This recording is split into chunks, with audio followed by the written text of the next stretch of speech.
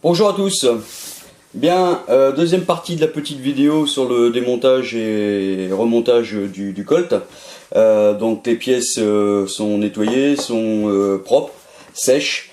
On va passer donc à l'étape du remontage. On va commencer tout d'abord.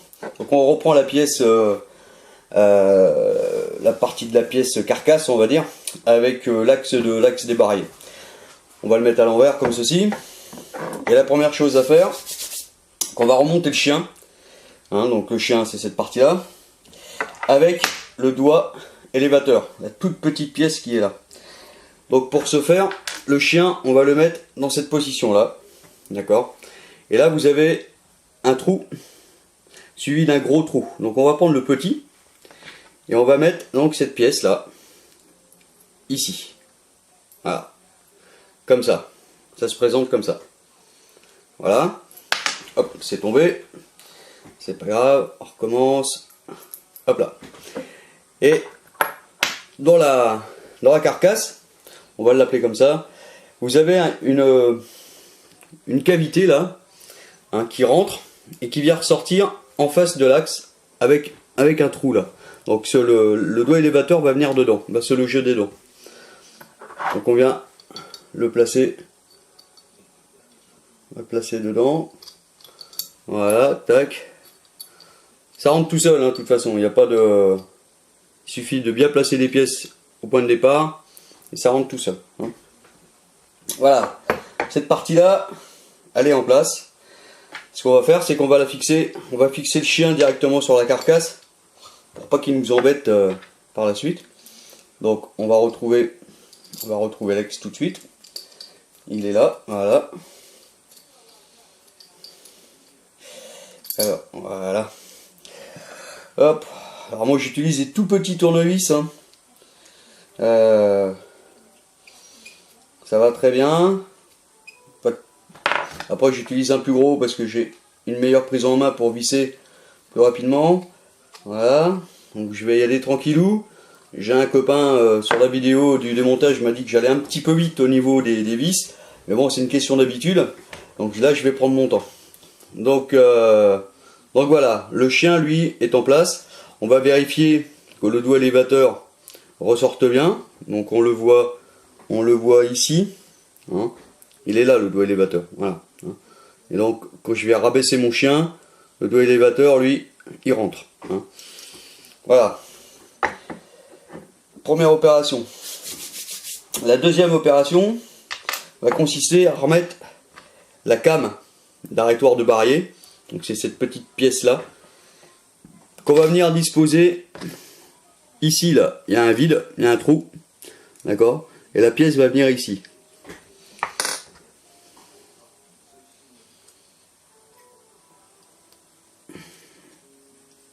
Voilà.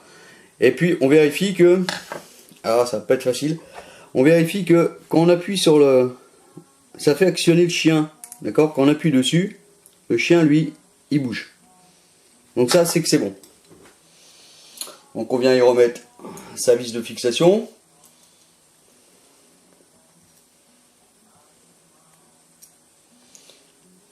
Tranquillement. Ah, ça s'est déplacé. Voilà. Donc on tombe en face. Voilà. Tac. Ensuite, on va y placer donc la queue de détente. Donc vous voyez la queue de détente. Elle a cette partie là un petit peu qui part en pointe là. Elle va venir, ça va pas être facile, elle va venir ici, exactement ici là, se poser là. Il y a une petite partie là, un petit ergot sur le chien. Donc hop, on vient le mettre dessus. On est bien axé, la vis rentre dedans tranquillou. Voilà, on visse, on bloque, sans trop forcer non plus, comme je disais. Voilà. À ce stade-là, voilà. Donc on a remonté la queue de détente sur son axe, l'arrêtoir, la came d'arrêtoir de barillet, le chien et le doigt élévateur. Donc moi, à ce stade, je mets un petit coup d'huile, pas grand chose. Donc bon, on part pas de pub, hein, on s'en fout, hein. C'est juste un petit coup de lubrifiant, d'accord. Donc j'ai pas préparé de torchon, mais ça va s'arranger tout de suite. J'aime bien que ça soit propre sur mon plan de travail, éviter d'en mettre partout. Hop, j'essuie le surplus. Voilà, bon, ça c'est pas non plus une odeur très agréable, hein, ce produit là, mais bon, ça vous pouvez pas le... Je vous en fais grâce par rapport à la vidéo, on n'est pas encore arrivé à sentir à travers un écran. Ensuite on va mettre le ressort bilame. Donc le ressort bilame, vous en avez une qui est plus petite que l'autre. La plus longue, elle va venir s'appuyer sur la queue de détente, et l'autre va venir s'appuyer sur l'arrêtoir de barillet. D'accord? Donc on va venir le mettre comme ceci. Voilà. D'accord? La petite vis qui va bien. Donc j'amorce à la main. Pas toujours facile à remettre cette vis là, c'est pas très compliqué non plus, hein, mais des fois ça se met pas toujours facile tout seul. Bon, apparemment là c'est bon. Voilà. Donc là, ça marche. Pas de problème. Ensuite, ce qu'on va faire, c'est qu'on va remonter la partie avec le laiton et le ressort de chien. On va le remettre dans son logement directement. Voilà. Donc on avait mis la petite vis de côté. Voilà. Donc on resserre ça. Donc, des fois, pas toujours facile à remettre du fait que on tombe pas forcément en face. Là, je devrais y être.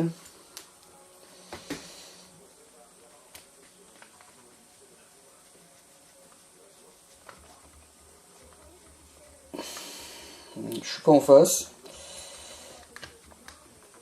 Voilà. Il suffit de trouver son emplacement.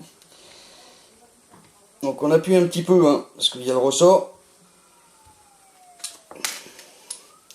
Bon. Une vis récalcitrante. Donc ça arrive, c'est pas grave.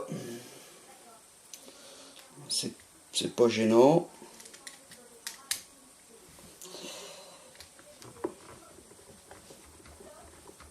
Voilà. Tac. Et on vient serrer. Tac. Voilà. Donc ça, là c'est remonté. D'accord. Donc maintenant on va y remettre cette partie-là. Donc la carcasse, elle est donc remontée avec le chien, le doigt élévateur, la came d'arrêtoir de barillet, la queue de détente et le ressort bilame. On va remettre, donc on vient passer donc la queue de détente dans l'emplacement. Voilà. Donc en même temps, vous avez la petite molette là, j'en ai pas parlé encore, la petite molette du chien, elle, qui vient se poser en fin de compte juste ici sur l'extrémité du ressort. Tac. Et là, on vient presser un petit peu de façon à pouvoir remonter les deux premières vis qu'on avait de chaque côté du chien.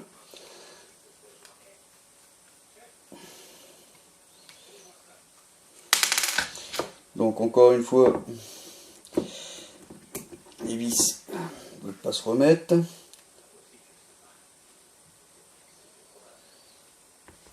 Voilà, évidemment, pour la vidéo, elles ne veulent pas rentrer correctement. Alors que ça se fait d'habitude très très bien. Mais bon, on va y arriver. Voilà, on l'a une. Donc déjà quand il y en a une de mise, c'est très très bien. Tac. Donc celle-ci, elle ne devrait pas tarder. Elle ne devrait pas trop peiner à la mettre. Sinon c'est pas grave. On va trouver là.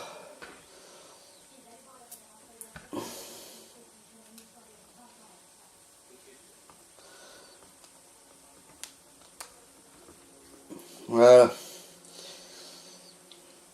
Oh, c'est des toutes petites vis, c'est vrai que des fois elles viennent pas mortes correctement le pas de vis. Mais bon. Voilà, donc ça déjà c'est remonté. Ensuite, eh ben, même tarif syndical avec les 3 vis du dessous qu'on avait au point de départ. Donc moi pour m'aider, petite pression ici, je vais mettre la première vis là qui va m'aider à bloquer un peu.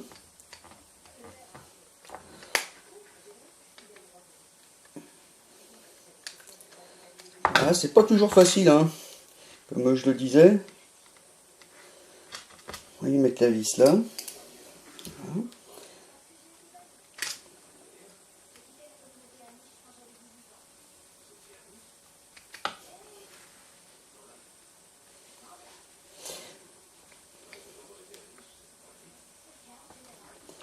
Voilà. J'espère qu'on voit le tout à la vidéo. Hop. Donc voilà, c'est remonté. Il nous reste donc les 2 vis à mettre là. Hein. Donc je vais les mettre tout de suite. On va finir de mettre les vis. Tranquillou.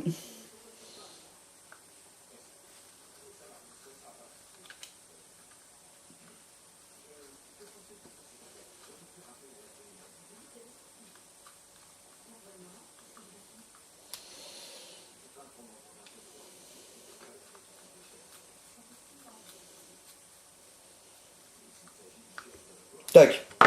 Voilà. C'est remonté. Donc déjà on peut vérifier à ce stade si on a bien tout remonté correctement. Ici on aperçoit donc en dessous on aperçoit donc la came de verrou de barillet. Hein, si on vient armer le chien, normalement elle doit s'enfoncer. Voilà, premier cran, deuxième, troisième. Voilà, là on est bon. Hein, y a pas de problème. Il n'y a aucun souci.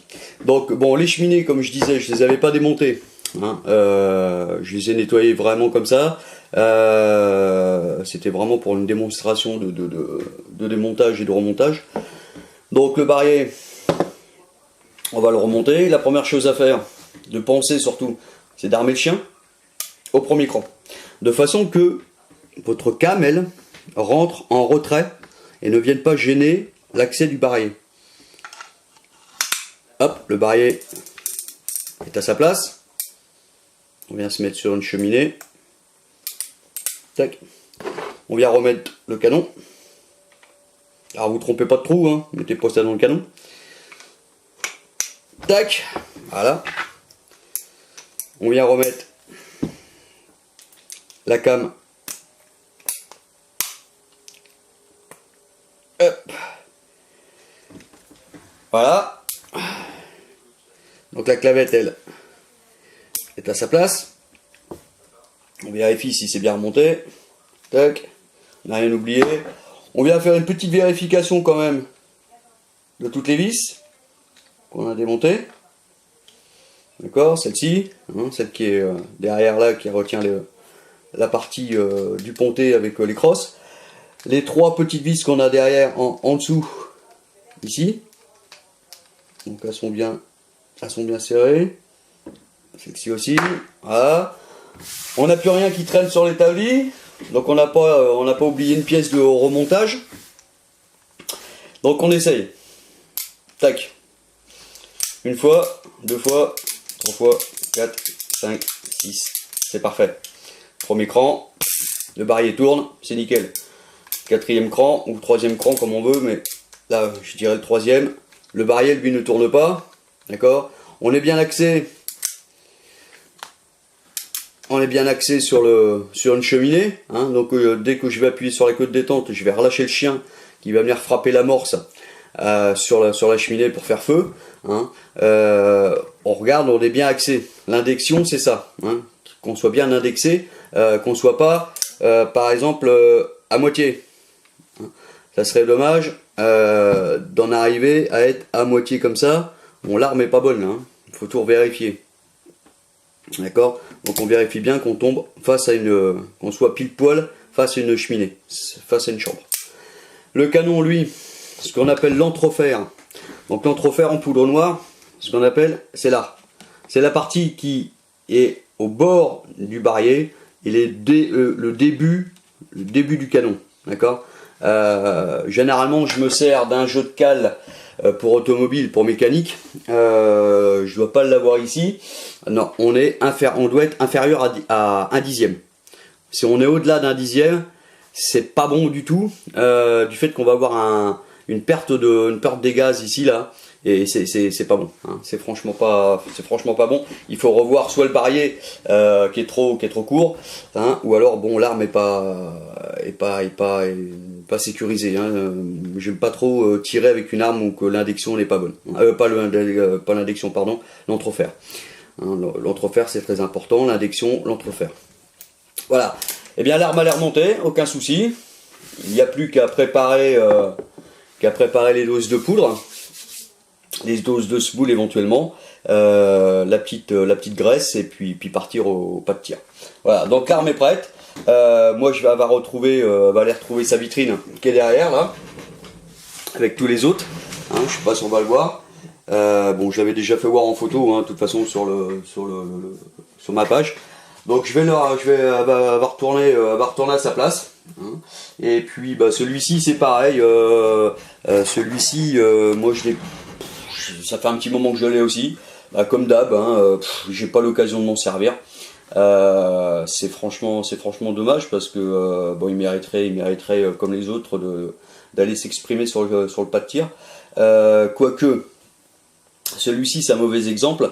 Celui-ci date de 1966. C'est pas encore la réplique du 1851, c'est la copie sudiste.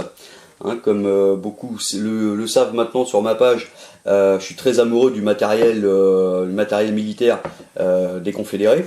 Donc voilà, j'ai eu l'occasion d'acheter celui-ci.